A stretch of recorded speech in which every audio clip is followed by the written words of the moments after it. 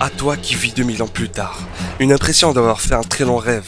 Eren, dès son jeune âge, avait des visions du futur, désirant être libre et intégrer le bataillon d'exploration. Son père décida de lui montrer le sous-sol, et c'est à ce moment dans l'animé, où on tarde juste quelques secondes sur la clé, que Grisha Jäger était en train de regarder Eren du futur, Eren venant de l'an 854. Cette scène a duré pour nous faire croire qu'on valorise la fameuse clé, mais pas du tout. On verra cela dans la saison 4, et dans le manga, on peut apercevoir l'expression de son visage, qui en dit long sur le chapitre 1 et le chapitre 10. Le plus grand foreshadowing est sous nos yeux. Après 10 ans, voilà la scène dans le chapitre 121, un chapitre qui commence à tout reconstruire. On comprend enfin qui contrôle qui depuis le début. Tandis que tous les autres étaient influencés et guidés par les souvenirs des prédécesseurs, Eren, lui, continuait à avancer tout seul, de son propre chef, totalement indépendant et complètement libre. Depuis le tout début, il était lui-même. Ohayou tout le monde, j'espère que vous allez bien. Le titan assaillant fête son 10e anniversaire cette année. À toi qui vis 10 ans plus tard. Allez, c'est parti.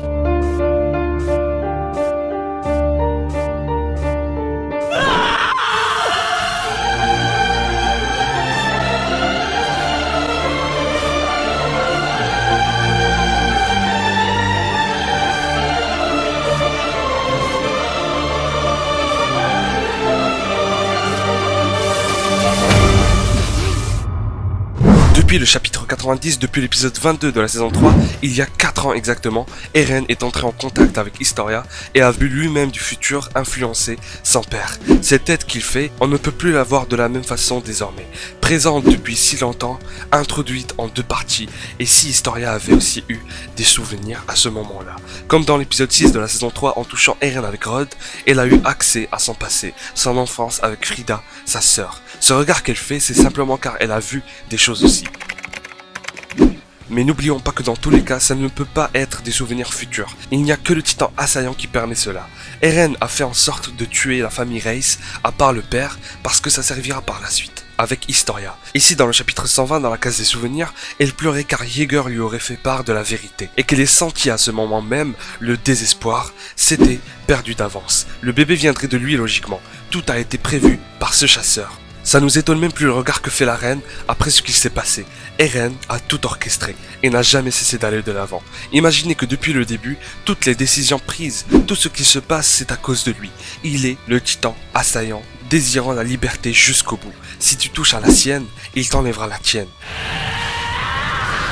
Il a toujours été comme ça depuis son jeune âge. Eren peut voir les souvenirs futurs des successeurs et peut interagir avec eux. Le mystère de Kruger est donc expliqué. On peut même jusqu'à aller dire que c'est Eren qui aurait influencé Kruger pour envoyer Dina Fritz chez la Résistance, faisant ainsi naître son demi-frère Sig, poussant Grisha à aller sur l'île du paradis pour faire venir au monde Eren Jäger en l'an 835.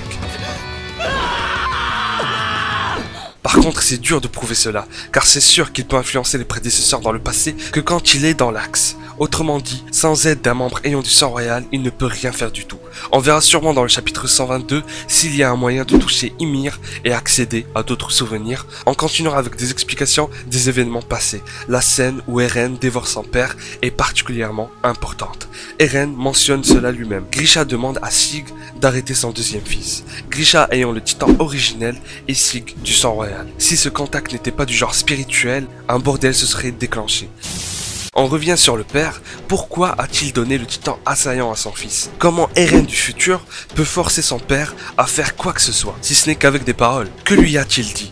Est-ce que finalement Grisha a été d'accord avec lui? Et sur le coup d'énervement, il se serait opposé à Eren. Il a aussi mentionné le désastre qu'il a vu dans le futur à cause de son fils. Comment un possesseur de l'assaillant peut voir en futur? Est-ce volontairement ou pas? Grisha est officiellement l'homme qui a le plus souffert dans Shingeki no Kyojin. Sa sœur s'est fait manger par des chiens. Il a été dénoncé par son propre fils, torturé par le gouvernement jusqu'à se faire arracher les doigts un par un. Il a fait tuer ses camarades de la résistance et plus important, la femme qu'il a tant aimée, Dina Fritz. Il ne lui restait que le poids de ses erreurs qui l'a complètement écrasé. Et les mêmes vont se répéter encore et encore. L'histoire de même. Il a fondé une nouvelle famille et il savait qu'un jour, il devra se séparer d'elle. À ce moment même, il était conscient de cela. Pourquoi Eren ne l'a pas prévenu du jour de l'attaque du titan cuirassé et colossal? Il aurait pu sauver Carla, qui s'est fait manger par sa première femme. dans le but de restaurer Eldia. Il l'a écouté, mais jusqu'où continuera-t-il? Ce manga m'a retourné le cerveau. Je n'ai jamais vu cela, l'évolution est juste incroyable, et celle des dessins aussi. Isayama a vraiment mérité sa chance à l'époque. Personnellement, je n'ai jamais été complètement déçu. Chaque année, chaque mois, chaque chapitre, je n'ai jamais changé d'avis sur ce manga, qui continuera à nous surprendre jusqu'à la fin. Si le titan assaillant s'opposait à la propre justice du roi, ça ne m'étonnerait pas que ça soit lui qui déclenchait les guerres des titans à chaque fois. Ce titan s'est aussi vengé des deux autres qui dirigeaient l'histoire, l'originel et le marteau d'armes. Et comme par hasard, Eren les détient aujourd'hui.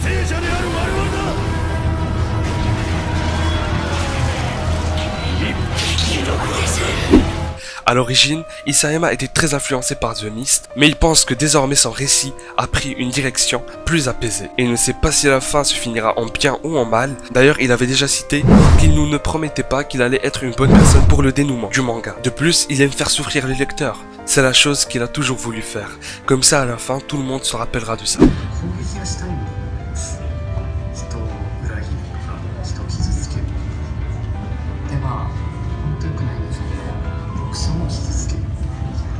Pourquoi avoir dit qu'il avait changé la fin alors qu'on se dirige vers la même, celle avec une end cruelle, comme ce qu'a montré Eren à Grisha.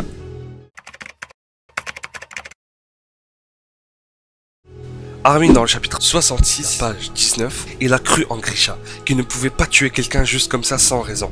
Honte à nous tous. Après chaque long rêve, Eren se réveille en sursaut et pleure inconsciemment.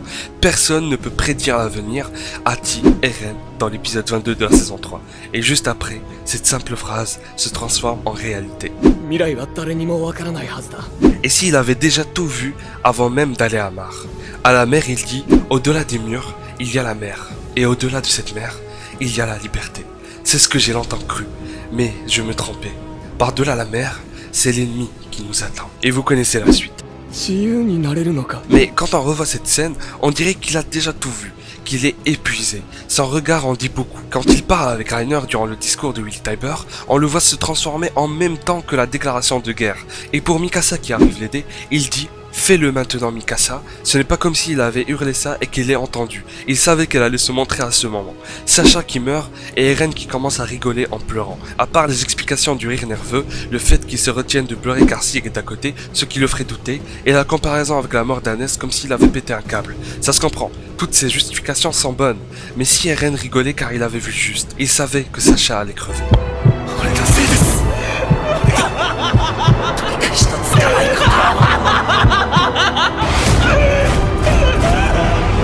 Encore une fois, si cela est vrai, on aura la confirmation dans les prochains chapitres. C'est tellement ouf toutes les interprétations qu'on peut se faire.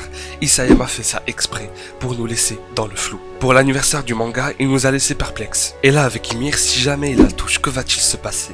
La traverser et rentrer dans l'axe pour se réveiller sous l'arbre en étant petit? Game over. Mikasa en maillot de bain? Non, sérieusement. Et si on reparlait du fameux pacte pour libérer Ymir? Sig affirme que personne dans ce monde n'a pu arrêter cette fille. De plus, c'est une esclave dépourvue de toute volonté. Elle a même les yeux fermés. La liberté peut lui intéresser, vous ne croyez pas? C'est là que vient l'idée du pacte pour réincarner Ymir en l'enfant d'Historia. Mais alors comment? Et surtout, est-ce qu'après cela, Eren déclenchera le grand terrassement tout en empêchant la réalisation du vœu de Sig? On a là Eren qui dit à Ymir « Tu es libre maintenant », alors que tous les titans sont en train d'avancer. Et petit détail, remarquez que les titans colossaux sont placés de sorte à ce qu'ils regardent vers l'intérieur des murs. Si jamais Eren foire son plan, la catastrophe se retournera contre Eldia et tout le peuple mourra. Serait-ce la scène qu'a vu Grisha? Est-ce qu'Eren depuis le tout début, il essayait d'obtenir les 9 titans en influençant ses prédécesseurs d'eux-mêmes? Il avait aussi tenté de dévorer Annie, il ne faut pas l'oublier. Est-ce Eren qui s'est influencé lui-même à ce moment-là? Le titan mâchoire également à Liberio. J'ai l'impression que seuls Mikasa et Armin pourraient arrêter ce qu'est devenu Eren, ou plutôt ce qu'était Eren.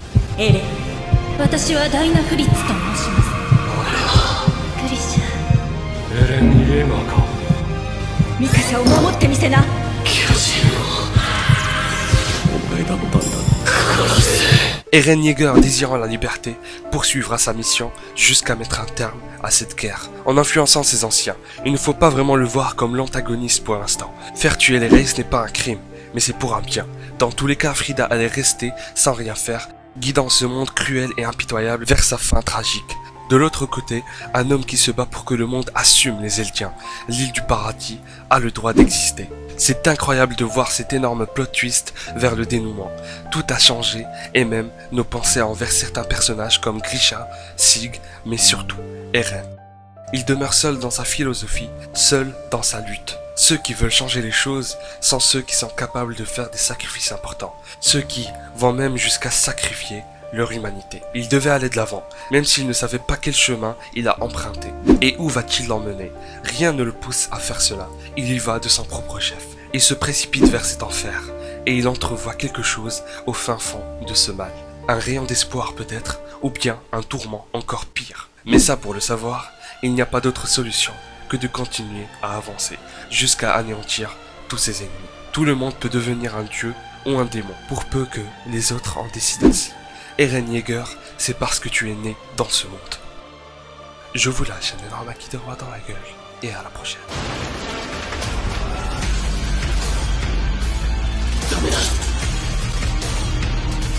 Eren Yeager ユミル・フリッツは